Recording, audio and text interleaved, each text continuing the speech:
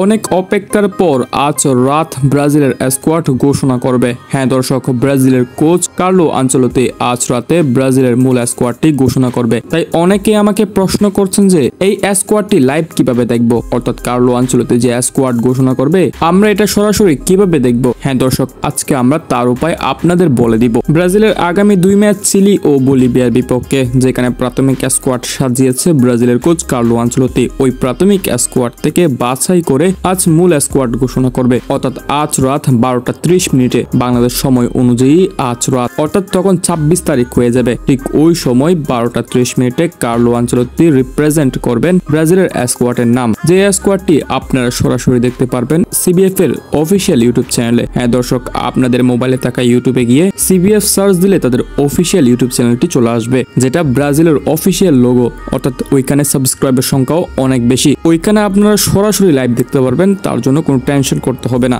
অর্থাৎ এখানে লাইভ দেখার জন্য আপনাদের কোনো অ্যাপসেরও প্রয়োজন নেই, আপনি সরাসরি ইউটিউবে সিবিএফ এর অফিসিয়াল ইউটিউব চ্যানেলে দেখতে পারবেন। সো আশা করি আপনারা জেনে গেছেন এখন কিভাবে ব্রাজিলের স্কোয়াডটি লাইভ দেখতে পারবেন। দর্শক, ভিডিওটি যদি আপনাদের ভালো লেগে থাকে তাহলে ভিডিওতে একটি লাইক করে চ্যানেলটিকে সাবস্ক্রাইব করে দিন।